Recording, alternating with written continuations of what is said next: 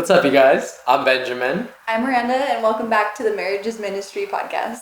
If you're new here or not new here, this podcast exists to encourage you guys with the Word of God through the lens of our marriage. And our hope and prayer is that we are able to contextualize the Word of God through our real lived experiences and hopes to encourage you guys in whatever season that you are in. So in our last episode, we talked about our miscarriage that we had and leading up to pregnancy with our second child. And so today we're going to talk a little bit about that pregnancy and our birth story. So I'm excited because this obviously has a lot to do with me because I went through it, but also with the lovely support of my husband. So I guess we'll start out when we found out we were pregnant. Yes. So for context, those of you guys that haven't watched part one, make sure you watch it so you're up to speed for this particular part of our birth story. But we miscarried in May 2022, and we got pregnant at the end of January 2023. And we fast forward to February 4th of 2023, and that's when we find out that we were pregnant. Yeah, so we were pretty sure we were pregnant because I was having symptoms. I knew from our first pregnancy, like, just what the signs were because it was the same for this baby too. And so February 4th, I woke up and I told him I was going to take a test.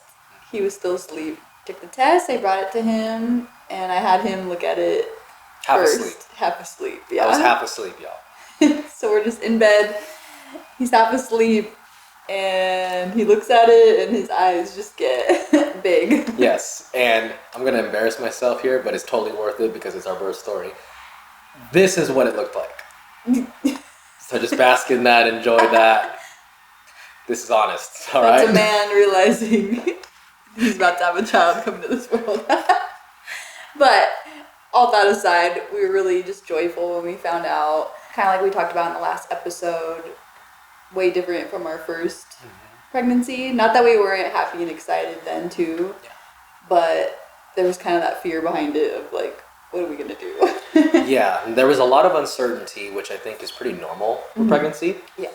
But though we were excited with our first baby, we were downright terrified, as I think any parent would be.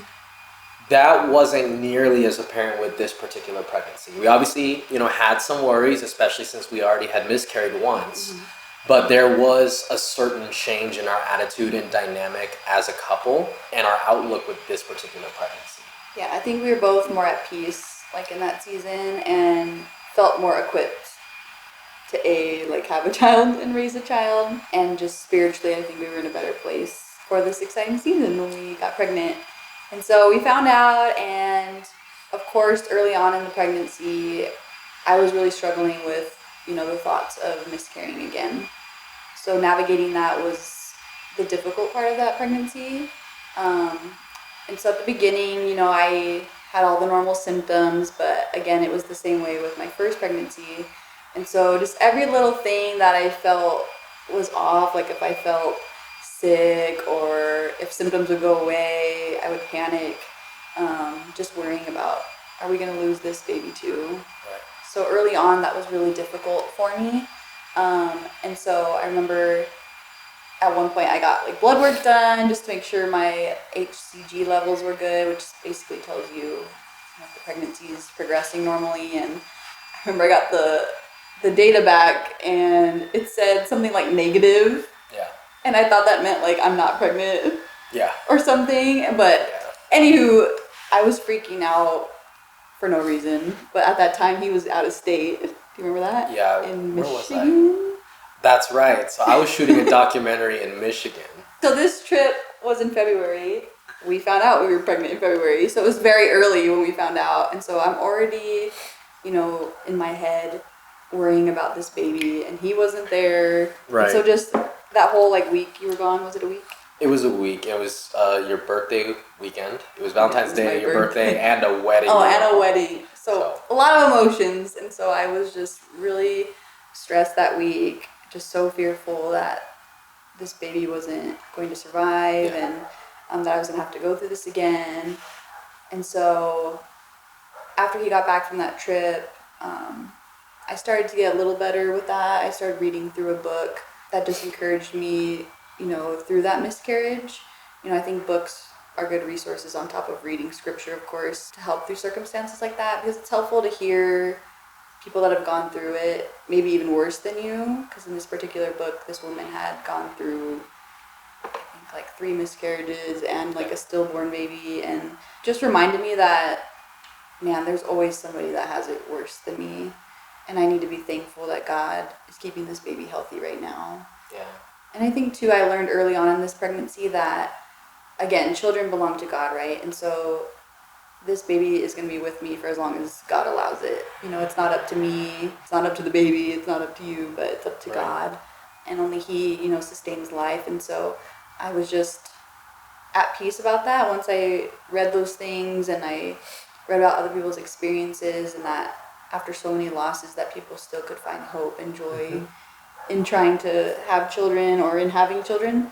And so that's a big lesson I learned early on in that pregnancy. And I just wanted to share that because I know getting pregnant after a miscarriage is a unique experience, especially if your first pregnancy ever was a miscarriage. I feel like it's like you didn't get to experience any of the pregnancy things. So that was what I would say was the most difficult thing at the beginning of the pregnancy to navigate.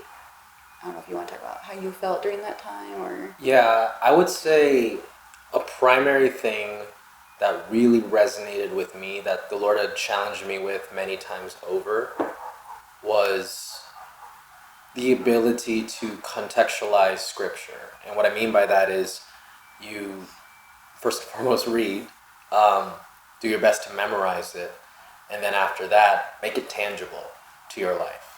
And there was a particular passage, I believe it was in Proverbs, that says, "Trust in the Lord with all your heart, lean not on your own understanding, and always acknowledge Him, and He will direct your paths."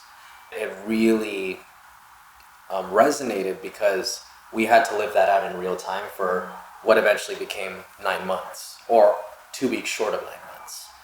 And there were many thoughts and many feelings that we had as a result of this pregnancy, mostly good, but partly that little seedling of doubt, like, is this baby going to miscarry as well? And for the first time, the word became tangible in a moment where I realized, oh, this is what the Lord meant when He said to not lean on my understanding. It's not to minimize what I might have been feeling, which was worry, partly because we already miscarried, but then understanding that the Lord is my covering and He has already declared victory over every single circumstance, including these things that I worry about. And also recognizing I can't do anything to guarantee that this pregnancy is going to be healthy, successful, smooth, without any complications, other than surrendering it to the Lord. And I'm realizing, oh, this is what it meant to not lean on your understanding, because my feelings tell me I'm feeling this way and that way, which might be true, it might be justified, but God is above that. And if I truly am trusting Him with all of my heart, then though it might be difficult to surrender worry and to lay that at His feet, I will do that faithfully. And I think as a result of that faithfulness, despite the feelings and the thoughts that came with having miscarried less than a year ago, the Lord really overwhelmed our household with peace. I believe that virtually every worry was thrown out the window very quickly. It really didn't take long because the Lord made very clear early on, this baby is going to be okay. And of course, there is that reality that with a miscarriage, that baby is going to be okay. That baby would be reunited with God. But I had an overwhelming peace and confidence upon that revelation of the word becoming contextualized for me. Trust in the Lord. Lean not on your understanding. Acknowledge Him and He will direct us. It's like, all right, Lord, I'm going to do that because I literally can't do anything else. I'm going to intercede on behalf of my wife. And it's almost like something just switched on in my head. And very, very, very quickly was I able to overcome those feelings of worry, of despair because of what had just happened, feeling like it just happened so fast. And the Lord was so faithful to grant me capacity to be a supporting husband in that moment. Because at this point, we're going into uncharted territory. Our first pregnancy didn't last very long before we miscarried. So it was new for the both of us.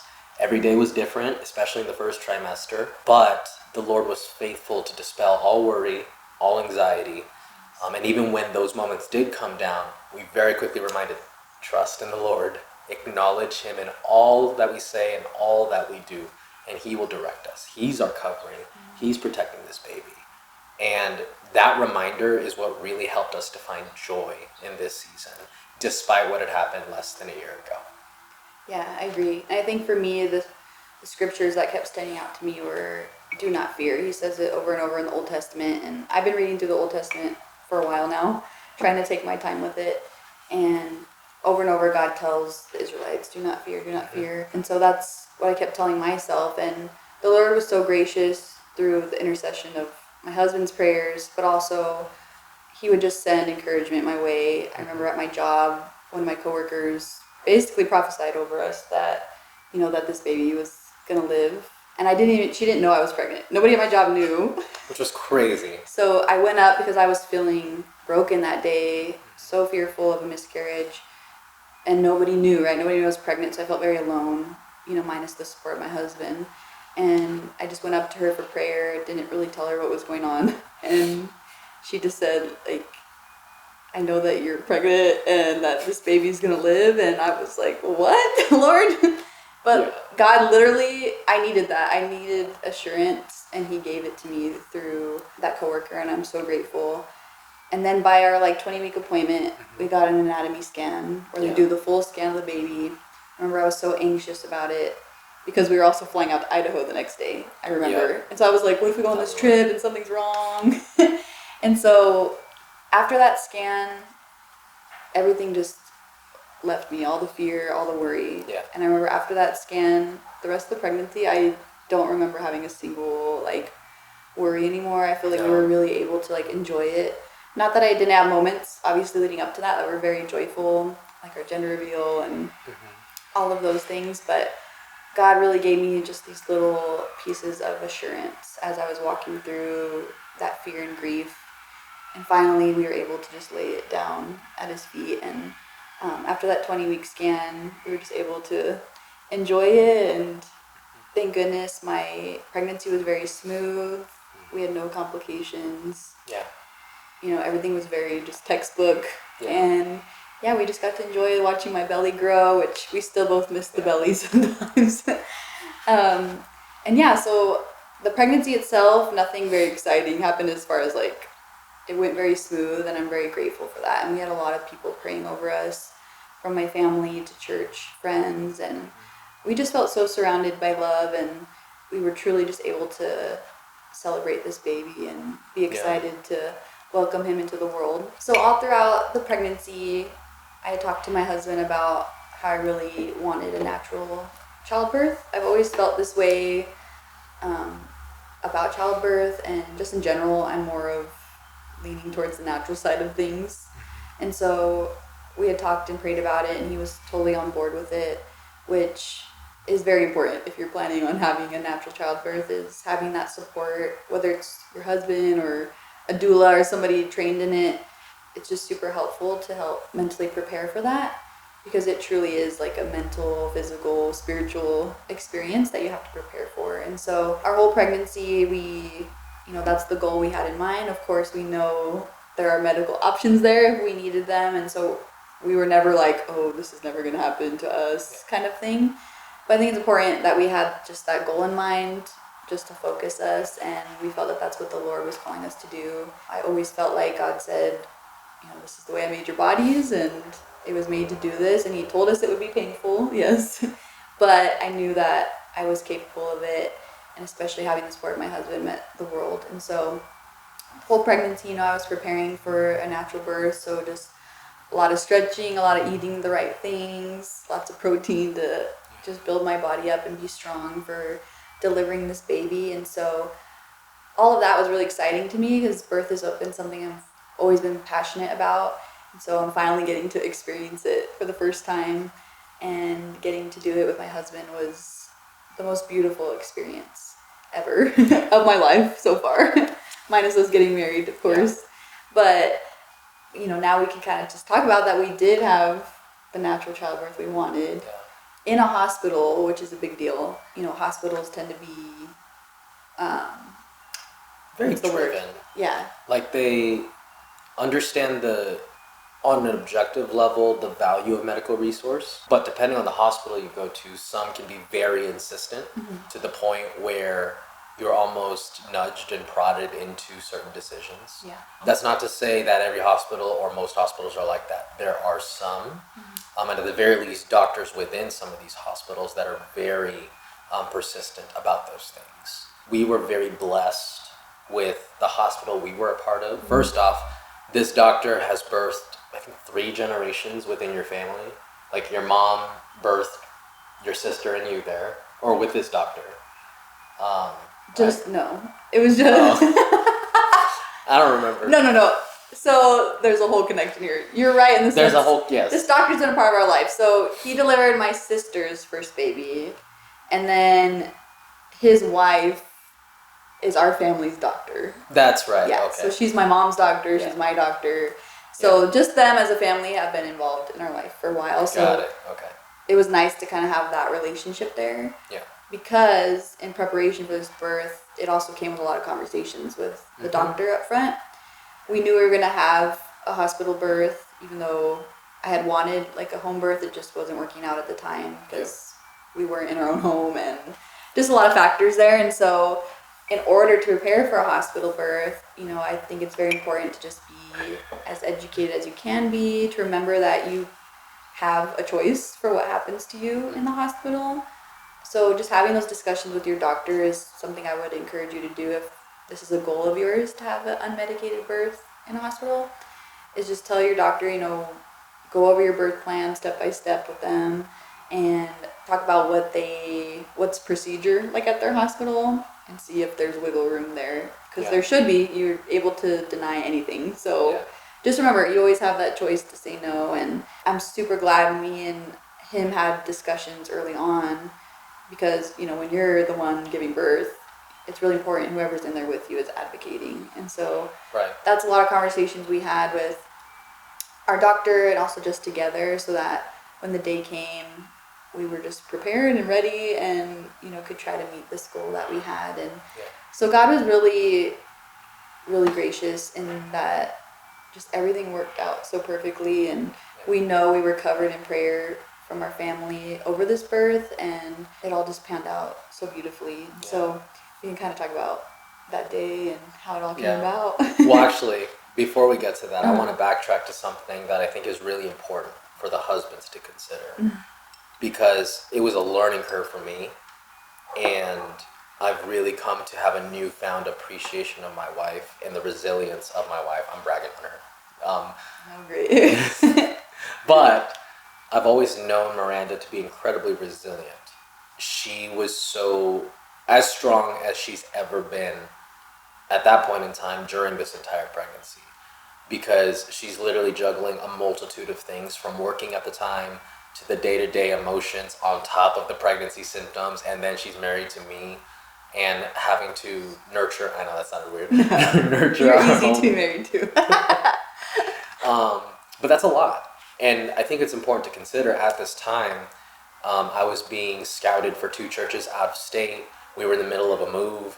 There were all sorts of, I forgot who said it, but somebody said that there are multiple major stress points at this point in time in our marriage that would justify a good number of things to cause us to be short with each other, irritable with each other, just tightly wound up in general.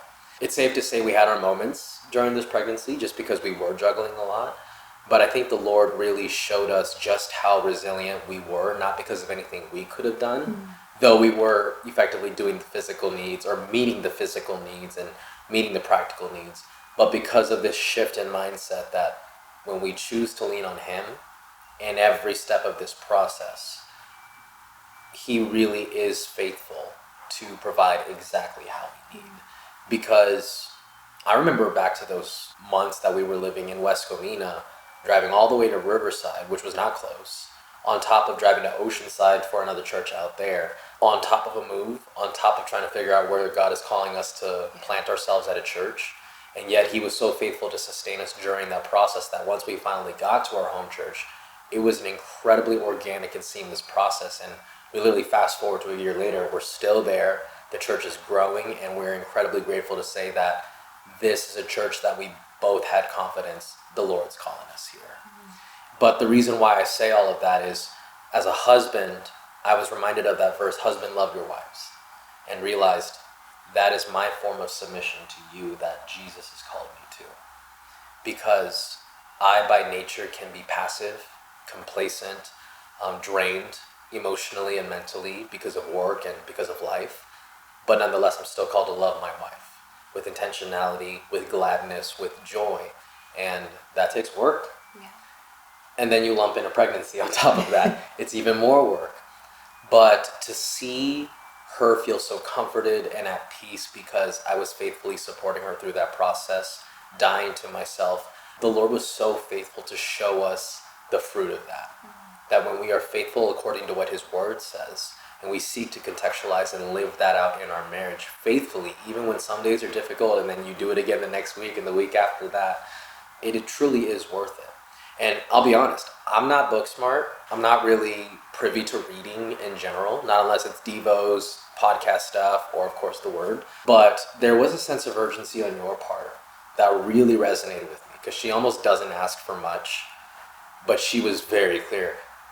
I need you to read these books. I need you to do X, Y, and Z.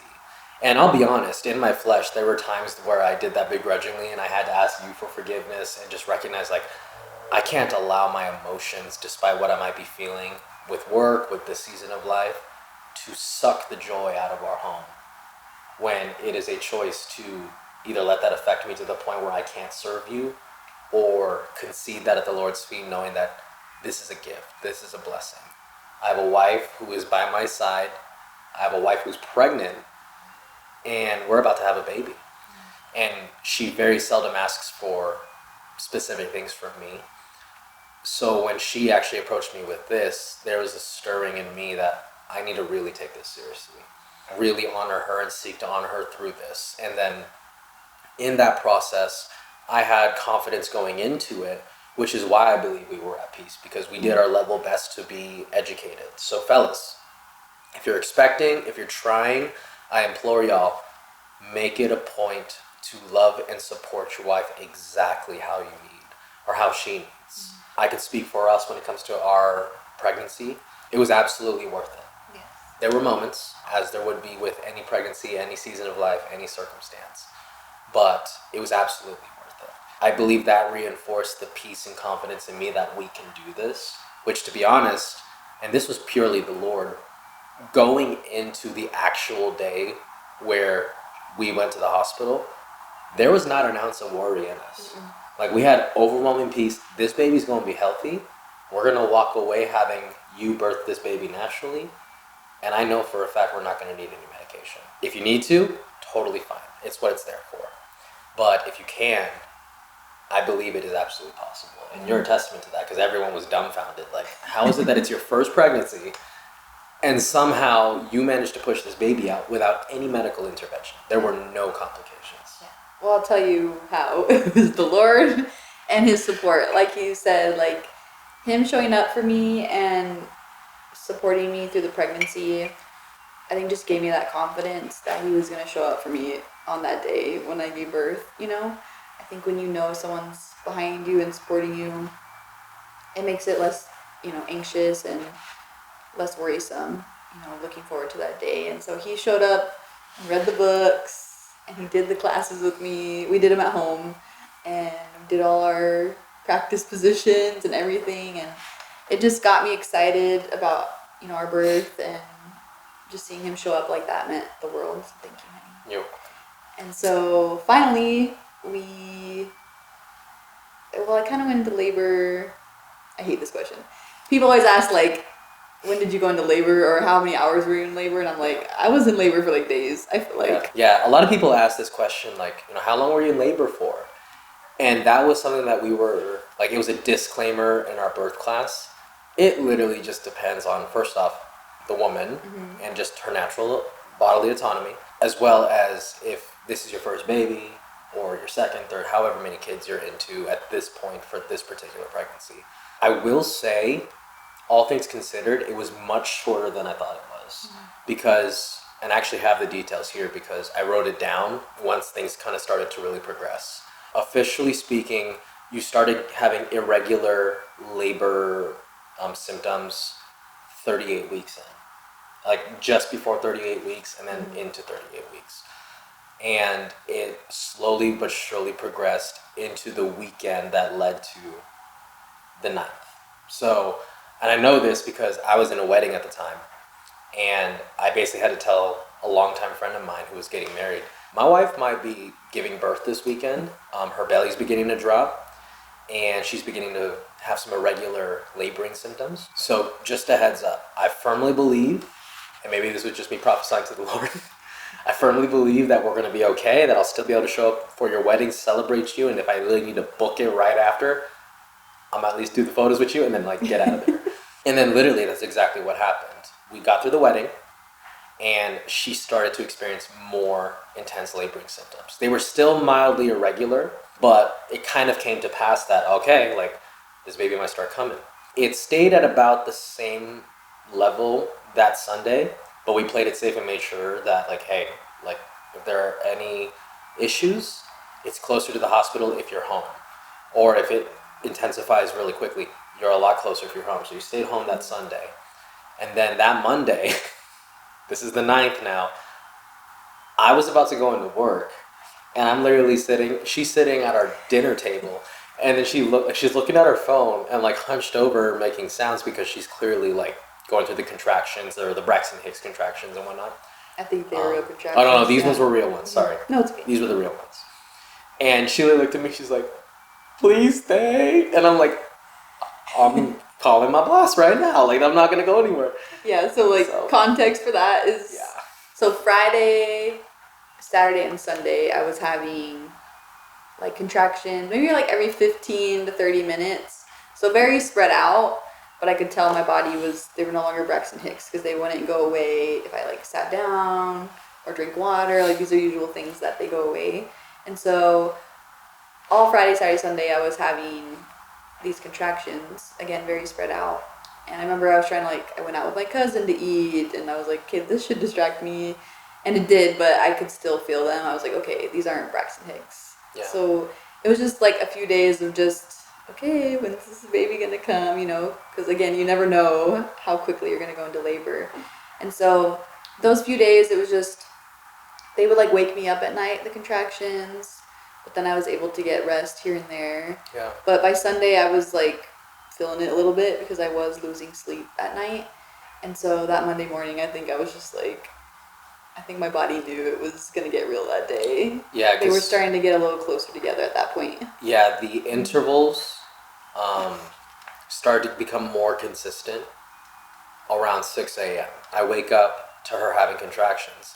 And I could tell, to your point, these were not Braxton Hicks contractions, these were the real thing, because she was moaning in pain in ways that I hadn't heard the entire weekend. And they were much more consistent in intervals. Now, we had an app tracker at the time that indicated okay, you should probably start considering going to the hospital, make sure your bags are packed, make sure you have what you need. I kept saying that a lot. Literally for a while. But once it got out of the double digits of, okay, you went from contracting in 10 to 15 minute intervals to 7 to 9 minute intervals, and then eventually 5 minute intervals. That's how we knew, okay, we're getting closer and closer and closer to having to go to the hospital. Now, to answer the question of how long we were laboring, in a general sense, somewhat inconsistently, it was roughly 4 days, unless you count Thursday. So Thursday to Monday, it's about 4 or 5 days, but much more consistently on that Monday. So day 4 or day 5. So I'd say 20 or 30 hours maybe, because it went into obviously the next day. It did. So. Oh wait, no, that would only be the math's not mathing. Math ain't mathing. No, so. You do the math. Yeah, I got you. So it started more consistently around 6 a.m. Monday, October 9th. And we were consistently laboring at home until about, actually I have it here, 8:30 p.m. is when we arrived at the hospital. We live about 15 minutes from the hospital that we were at. So her parents actually came at the perfect time, and they drove us down to the hospital so I could just help her, because in that 15-minute window, she was already contracting every 3 minutes. So it was helpful for me to be in the back and just soothe her, comfort her through the pain. Not to mention, you were going through back labor this entire time. So the way that baby was positioned was basically pressing up against her spine every time there was a contraction.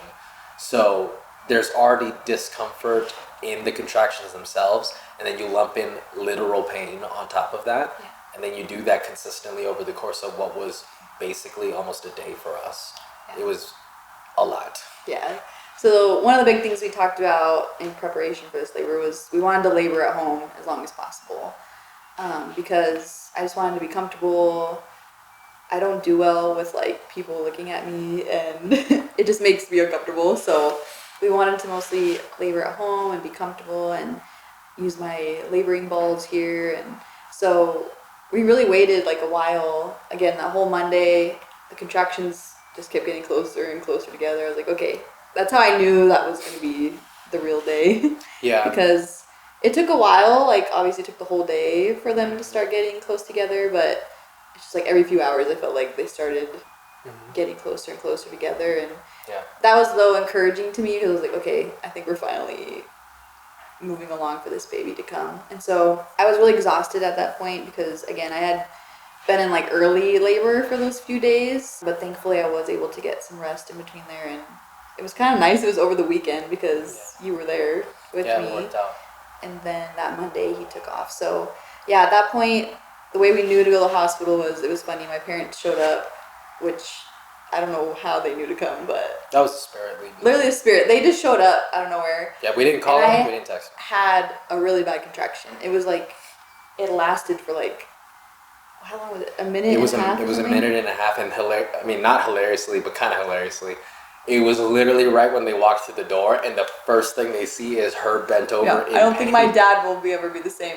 So my dad was all worried. I think that's why they showed up, because they hadn't heard. Well, my mom was keeping them updated, I think, but they hadn't heard anything in a while, and then that's the first thing my dad sees is me just hunched over in pain. But what was funnier was right after the contraction's done, I just shoot up and I'm like, okay, we need this. Like, I'm back to my normal self.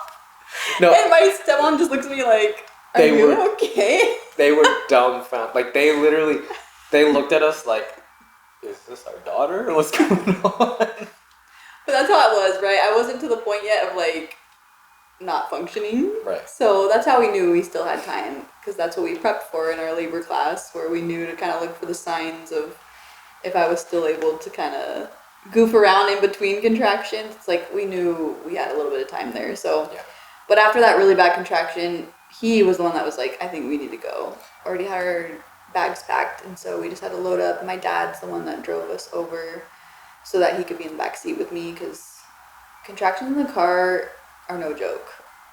It's just not comfortable because you can't, I couldn't get into my positions I liked, on all fours, and him pressing on my back. And so, because again, I had back labor, baby was slightly turned, and it was enough to put a lot of pressure on my back. And so I just wanted Ben to push on me a lot. And unfortunately in the car, you can't really do any of that. So that was probably the longest car ride of my life, even though it was only 15 minutes. Going back to what we were talking about the fellas, y'all husbands, fathers-to-be being read up, I had no idea that was a thing.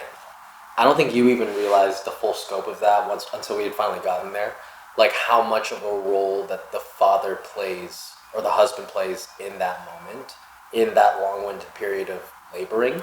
Because it's not to say that she couldn't have done it, like, without me, but it's not the same if it's her mother, it's not the same if it's a cousin, or if it's somebody else. Mm-hmm. I believe that support during that window where I almost went to work was significantly different because I was there, and then finally seeing in real time like what a husband is supposed to do in that moment. It made me just feel overwhelmed with gratitude, like, oh man, I'm really glad I read up on this and knew what to do, because there came a point where even though you were joking in between everything, I had to basically just make a lot of judgment calls, like, get into this position, what do you need from me? And then she'll tell me, like, I need you to push on my back here, or whatever the case may be, because it is a long, intensive process that it's almost like a never-ending workout, basically. Yeah, it's like a marathon, basically. Yeah. Yeah. And that's why, again, you have to prep for it because get read up. mentally I was just like, I knew I was going to have to be very focused. And so, again, it's helpful. He was so informed because he could make those decisions for me. I was confident he could make those decisions when I wasn't able to, because eventually you do reach a point where it's like, I don't care about anybody else. You're just so honed in, you know? And so we left here around 8:30, got to the hospital. Oh, no, we got to the hospital. Oh, we got there at 8:30, okay. And so we had to check in. This was my least favorite part because they put us in a waiting room. Well, first of all, they check me, right? Because they won't admit you if you're not far long enough. Yeah, basically, you need to be certain number of centimeters dilated to indicate that, okay, like you're pretty close, or no, this baby's ready to come out. But I was sad because they wouldn't let him go in there with me, which I still don't understand. Just being separated even for that short time was just, it just made me like anxious. You know, it was the first time I kind of felt uncomfortable during the labor process because being home, I was just so cozy. I could do whatever I needed to do. I didn't have strangers looking at me. And so that part was a little nerve-wracking for me, but they checked me and then we waited in the waiting room for a little bit. And that was another thing. Everybody in the waiting room was like, I'm like, these women are not in labor. I'm sorry. They were all just like sitting there like resting on their partners, spouses. And I was just like, every time I had a contraction, I made him go in the hallway with me because I was like embarrassed because I'm like, you know, grunting and moaning or whatever. And these women are just sitting there and I'm like, And so finally the lady comes out and she's like, she's like 5-6 centimeters. Which I thought was pretty, I mean, we look back now and we think it's hilarious, but they're like, the formality indicates that we need to make sure you're actually in labor. And literally 5 minutes after that conversation, they see her bent over outside in the hallway, clearly contracting, and they're like, we're gonna put her in her room. I'm like, clearly me compared to these other people. Unless at first I thought something was wrong with me. I was like, am I just like don't have a high pain tolerance? Because in that moment, right, this is my first baby. I'm comparing myself to all these people. And so, finally they get us into a room. I'm so happy that I'm already almost to a 6 because I was like, okay, we're already over the halfway mark. Like, I felt confident about that. And so then they, have to monitor baby, just make sure everything's looking good there, which was hard because I had to stay still for like at least 15 minutes. And I was like, the thing kept falling off. They had to keep redoing it. So that was a little frustrating. But finally we get all settled in. And then our favorite part happened. Wait, what's our favorite part? When my water broke. Oh, that's right. Yeah. That was... I don't even know how to describe that one, Okay, so before that though, sorry if this is a TMI, but we're talking birth here. Yeah. My mucus plug came out at like... 15 past midnight. Yeah, 15 past midnight. So at this point, let's say we got checked in. Was I in the bed by like 9? You were in the bed by 8:45. 8:45. So from 9 to 12. Yeah, 9 to 12, you've just been laboring. I've just been laboring. At that point, I was still managing pretty well. They were obviously getting more painful and close together, but I feel like I was still like able to talk and like smile in between the contractions. Yeah. No, you were able to communicate with me and your mom quite consistently. But I was, moving positions, kind of on the bed, laying sideways, different things. And so then at 12:15, my mucus plug came out. Mm-hmm. And then like not too long after that, what was it? 40 minutes later? 41 minutes later, literally to the minute. I remember it clear as day. So she was laying on her left side, and I forgot what I was doing. Like I was maneuvering your leg in a certain way to kind of help get her comfortable while her mom was rubbing your back. And then all of a sudden there's just a splash of water. And I'm like... No, like projectile like across the room. It went all over the hospital floor. Yeah. What's funny is that there was a splash of water, and every single time you laughed, like more water kept coming out. Was it? And I'm like, I don't even, am I supposed to laugh here? What are we supposed to do? And then the doctor, and then the nurse comes in. How y'all doing? I think her water broke. She was like, oh, she looked on the floor and was like, wow, I better clean up in here or something. Yeah. But yeah, before that I had like a strong urge to push, which I didn't know that's what you feel in the water. I don't know if that happens for everybody, but I thought the baby was coming for a second. I was like, wait. But that was my water breaking, and it was very dramatic, but it was funny. Not gonna lie though, it was a very satisfying feeling. Yeah, it's like almost a sense of relief. Yeah, sense of relief. But just a little tidbit for you women out there.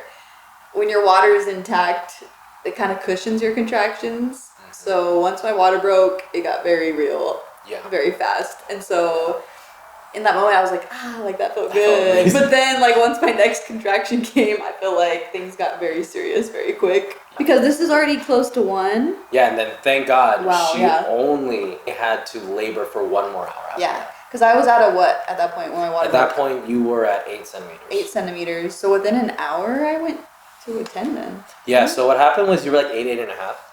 Yeah. And then in that hour, Dr. Sines, your doctor, came in and evaluated you and said, no, you're ready to go. And that was just less than an hour later. Yeah, so that felt like the longest hour of my life because those contractions, when I say that, the water being intact made all the difference. Yeah. I'm so grateful my water didn't break sooner than that because I truly believe that's why I was able to labor so long. Mm-hmm. Like, without getting any pain medication because it didn't feel like it felt manageable up to that point. Yeah. But that hour of me laboring without it was hard. I was doing a lot of screaming. No, I think the most hilarious part though was, I don't even know how to describe this, but basically she was bent over backwards on the bed. Wait, I think I was holding the top of the bed. You were holding the top of the bed. Yeah. And this is after the water broke. And it was literally 2 contractions before, or 3 contractions before she was finally ready to push. And literally, like, we're just trying to make her feel comfortable. She gets up, like let's go. And then just starts leaning backward, and her arms are stretched out. I'm like, what is going on? I'm literally having to maneuver myself. And my mom. And your mom. And then the nurse walks in the middle of that. She's like, what is going on? Not to what did you say it looked like? It looks like an exorcism. That's our joke. It looks like an exorcism. I was like, Yeah, but that said, I mean, props to y'all ladies out there. Y'all wives, mothers, like, it ain't no joke. Like, in that moment, it got very real. Yeah, I think because of the back labor, like, I just felt like this need to arch. And so I just went back. Which, to be fair, it did help. Yeah. But I was moving so much in that hour, like, just nothing felt comfortable. I was like on the ball and on the bed trying to hold on, and then just when I'm in pain I tend to move a lot. Like I just like can't get comfortable kind of thing, and so this was the worst pain of my life, so I was just all over the place. So I'm thankful they were there to help me not fall off of anything. But yeah, that hour honestly just felt like a blur. Like I just remember just being so just in the zone and like just a lot of screaming, a lot of pain, and that was the point that I was like, I can't do this, saying all those things, and that's really when the man and your support needs to step in and just remind you of. Yeah. Because I was so close, right? Yeah, this is when typically a lot of women give up because you're so close. Yeah. And yes, the pain is horrible, but like you're about to have relief very soon. Which, to reassure you, if you're worried about that, trust us when we say it is absolutely normal. In fact, the person whose birth class that we took literally prefaced, when you are at that final stretch, you're at that final quarter mile of the marathon, and this baby's about to come out, every fiber of your being, because you're exhausted, is going to tell you, you cannot do this anymore. Mm-hmm. And when we got to that point, it's like, okay, this baby's about to be here. And it wasn't so much of telling you, no, you can do this. It was reminding you, babe, we're at that point. Our baby is about to be here. Our son is about to come out. Like, you're almost there. The Lord will give you the right words, husbands, in that moment when you are advocating for your wife, you're empowering your wife. For me, it was, love, our son is almost here. You are so close. He is almost here. It really is like a teamwork effort, birthing a child. So husbands, I can't say it enough, be that support, unwavering, die to yourself support for your wives. Be their advocate, because that really did make a difference. It's why we were able to labor as long as we did before getting to the hospital, getting to that point, all the laughs in between, and then literally come 2:03 a.m. Our son Adriel came in. Adriel was born. I really didn't have to push that long, thank goodness. I did have, I think because I was on my back, I didn't want to deliver on my back, but things just kind of happened. And again, we were so exhausted. This is the one part of our birth we didn't fully communicate about, but because I was on my back and I had a little bit of, I wasn't fully like dilated all the way. Yeah. Remember, he had to kind of rub me a lot, and Yeah. basically they were trying to manipulate me to help the baby come out easier. Yeah. But anyways, Which ironically was because of the position you were in. yeah. Like if you were squatting. If I was squatting, it would have been good. But anywho, I only pushed You only pushed twice. Yeah. And it was the most within 2 contractions or whatever. Yeah. And it was the most anticlimactic thing. Like, he did not come out when you were pushing. Which, by the way, I got so I think emotional. it's when I relaxed and then he just popped out. And then he popped out. No, and literally, first off, husbands, you get so emotionally invested. I started pushing. And I was getting frustrated. I was like, why is this baby not moving? And then I realized, wait, I'm not supposed to be the one that's pushing. Yeah. And the only reason why I knew that is because, TMI, I almost farted and stuff came out. I'm done. No, I'm telling you, I was so embarrassed. Like, why is That's commitment, ladies. This is what you want right here. And I was like, oh, hang on. I'm not supposed to be the one. But then everybody wants to know, honey, did I poop on the table? You did not. The mucus plug came out. But yeah. That you and your water tsunami'd the table. But other than that, you did not poop on the table. Yeah. But No, but that said, what was hilarious is that after the second time of pushing and she was resting, he was already crowning. And right when she took a deep breath to relax, he came out. And we all looked like, our baby's here. Like, yay! They put him on my chest, and it was just the best. Yeah. It was all amazing. worth it, just like they say. Yeah. And to be honest, the pushing part did not hurt for me. No, you were numbed at that point as far as like the pain goes. And this is what I've learned I've taken a lot of classes on labor. Basically, when the baby is coming out and like crowning, there's like pressure on your spine to where it's almost like a natural numbing. So if you do make it to that point, ladies, it wasn't as bad as I thought. That part, the pushing part. Yeah. It's mostly that you're just so exhausted, so like that part's difficult. But I don't remember feeling like as much pain as the contractions. In fact, you were pretty relaxed. Yeah. All things considered. I look back at we have a short video of it because they didn't let us record. I was sad. But I have a short video and I didn't sound as loud as I was when I was just contracting. No. I think if anything, the hard part for you, and I had to really catch myself being your support and advocate, was I had to remind you to breathe a lot during that, because one thing they really don't tell you, and this is kind of dramatized in movies, you're either screaming a lot or you're holding it in. But you were one of those people that would just hold your breath, and I could tell like your face is turning red because you're pushing with all you got. I had to like literally remind you, like, make sure you breathe. But I think what helped you a lot in that, just a little tidbit, is that you were hydrated the whole time. My man hydrated me. Literally, they were like, the birth class said, hydrate every 30 minutes. I was hydrating after every contraction, fam. Like, bruh, you did not and need if the hospital says you can't have water, my husband still snuck me water the whole time. No. I don't even know. 100%. They didn't say a thing. No, literally, thank you, Giselle, one of the best nurses at our hospital. She did not argue. If we asked for something, she was quick to get it. Yeah. So again, having the support of the nurses and of course her doctor was incredibly helpful. So be in prayer in asking the Lord for wisdom as far as where to go, what to do, and how we're going to achieve a successful birth, a successful pregnancy. Because all of those things made a difference. Yeah. We look back now and we laugh like, man, yeah, you did not need an IV. You did not need anything. I didn't end up being an IV, and like you said, the Lord really provided just the exact staff of nurses we needed. Mm-hmm. My doctor happened to be there that night because he was actually on vacation like a few days before that, I think. Yeah, he just got back like a day or two before. Yeah, like he almost was not there. Everything was just so perfect, and the Lord really just provided everything we needed, and our son was born just so healthy, and he got to be on me for more than an hour because I had to get a lot of stitching. So I did have a 2nd-degree tear. So that was one unexpected thing from this birth that I wasn't really ready for. What? Tearing. I had a 2nd-degree tear. Yes. And again, I think that's because I was pushing on my back, and because of because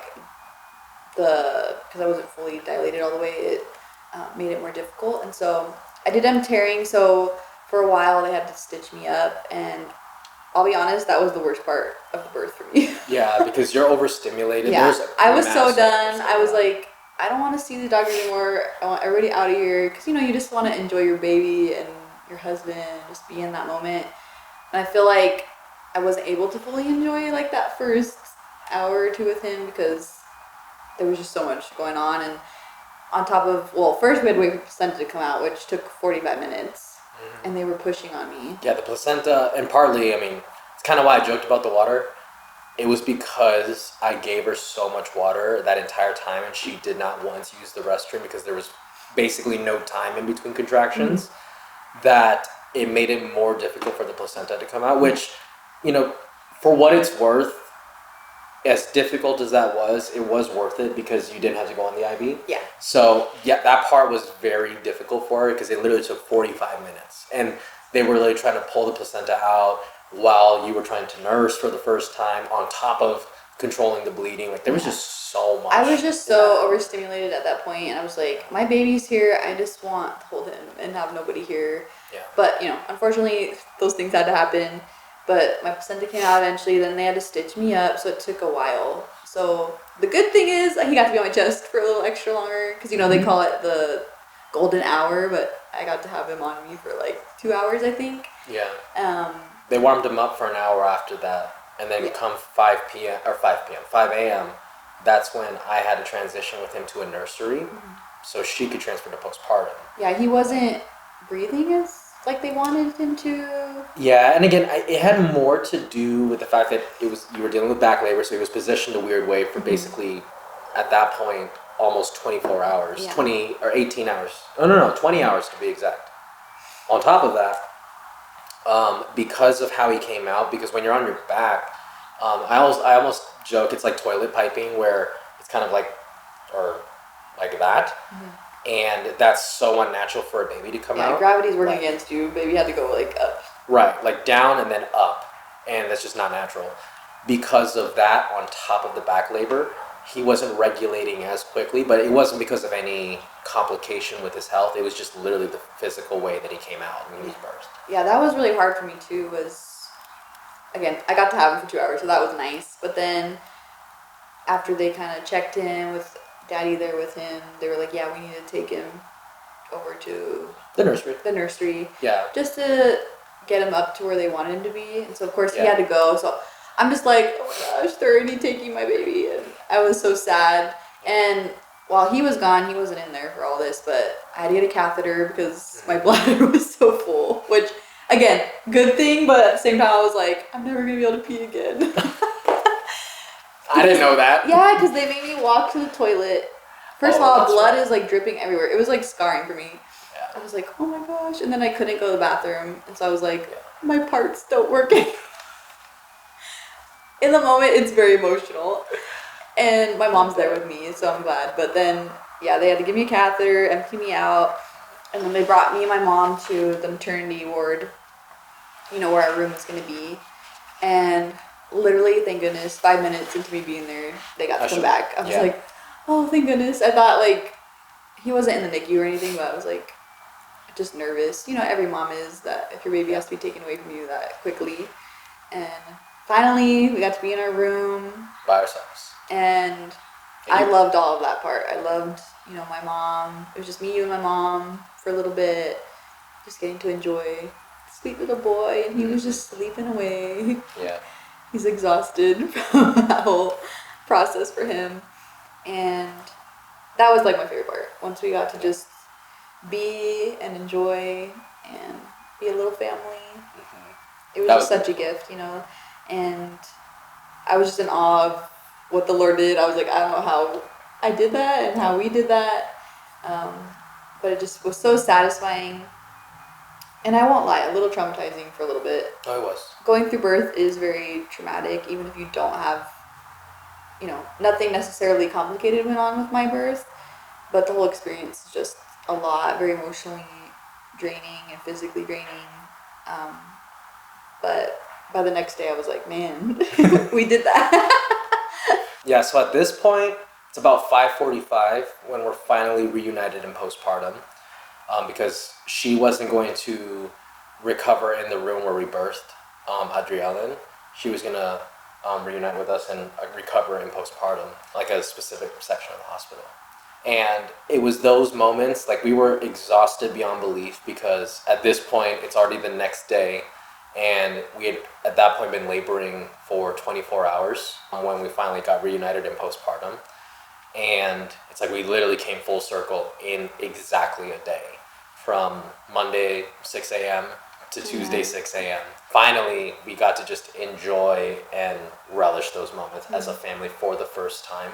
I remember like everything kind of just slowed down that day. Like Yes. we did a lot of stuff, or I should say, I did a lot of stuff. You did, you're recovering in postpartum, and I would like grab the coffees and I meet was with the recovering parents. and nursing. That was it. Yeah, but I remember going to a coffee shop down the street from the hospital, and I'm like, fam, I have a baby. I just love thinking back to that time. It was just such a peaceful day. It was amazing. I think what was cool is that we got to celebrate that from a distance with people from all sorts of walks of life. We were just so overwhelmed with joy in those moments because it's like our world has completely changed. Yeah. It has been, for all intents and purposes, a blissful year of having Adriel. And just walking through this process day by day and just understanding that every single day is different. And that'll actually lead us to the final part of this birth story, which you'll hear in the next episode, which is everything that came after. Prayerfully, we did our level best to clarify some things, hopefully answer some questions. And if you guys, mothers or fathers to be, have questions about our experience and the natural birthing process and everything that we did, we're happy to answer questions, provide the resources that we had gone or utilized during that season of pregnancy. But hopefully, to encourage you guys, if you guys are planning on doing a natural birth and it's your first ever pregnancy, it is absolutely possible. It is not easy, but it's possible. And we'd like to be, a community to you guys as an extension, of the community you already have. If you are planning on having kids or you already have kids and you're planning for natural childbirth, whatever it is, we want to be a support for that. I think sharing these stories is so important because it is so unique to everybody, but there's bound to be someone out there that has a similar experience to you. And I think the more we share about it, the more we can be there to support each other. And this is how God intended it to be, that we don't do life alone, that we do life with others and live in community with each other. And so we hope to be your community in this time of you planning on having kids or in the future. And yeah, were you going to say something? Yep. I want to leave you guys with a verse. It's the exact verse that I've been referencing this entire time. Proverbs 3, verses 5 and 6. Trust in the Lord with all your heart, and do not lean on your understanding. In all your ways, acknowledge him, and he will make straight your paths. Once again, we know that every birth is different. Everyone has a different circumstance and story when it comes to that. But thank the Lord that he has guaranteed and promised us an unwavering faith, and that he will always be faithful to us. He will always love us. And in those moments, not just the pregnancy or the birth itself, but the pregnancy in the 9 months that we went through, the Lord truly reinforced and I think reshaped our perspective on a lot of things. We really began to understand in a refreshing way what it meant to trust in him with all of our heart and to truly lay things down at his feet that we can't control, trusting that he's in control, and that when we choose to acknowledge him despite those fears, despite the doubts, despite the worries, he was faithful to show up every single time. So be comforted and assured that the same God who sustained us in our pregnancy and our birth is the same God who loves you, who is faithful, and will sustain you in that season as well. But that said, we look forward to sharing part 3 and the final part of this birth story in the next episode, where we shed light on some of the realities that were not otherwise disclosed in postpartum, partly because it couldn't be disclosed. So prayerfully at that point, we're able to encourage you guys with that. But thank you guys so much for tuning in. to this particular episode, our birth story. And we'll see you guys in the next episode. Thank you. See you next time. God bless.